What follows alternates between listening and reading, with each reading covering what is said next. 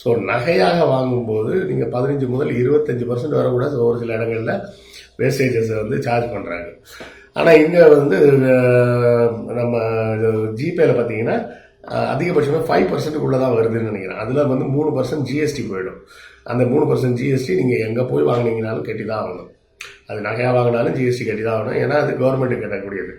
So அந்த 3% போக extra ஒரு 2% கிட்ட அவங்களோட சர்வீஸ் சார்ஜாக வாங்குறாங்கன்னா என்ன அர்த்தம்? தங்கமாக வாங்கி வைக்கிறாங்களான்னா தங்கமாக தான் வாங்கி வைக்கிறேன்னு சொல்கிறாங்க.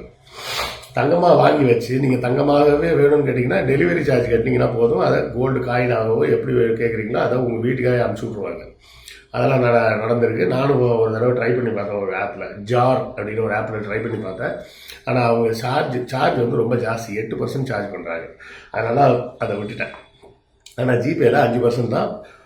அதுக்கு மேலே எதுவும் கிடையாது. அன்னைக்கு தேதிக்குள்ள கோல்டு ப்ரைஸில் வரவு வச்சுக்குவாங்க. நீங்கள் 1000 ரூபா கொடுத்தீங்கன்னா அந்த 1000 ரூபாய்க்கு சமமான இன்றைய தங்க மதிப்பில் எவ்வளோ மில்லிகிராமோ அந்த மில்லிகிராமோ அவங்க அக்கௌண்ட்டில் வரவு வச்சுக்குவாங்க.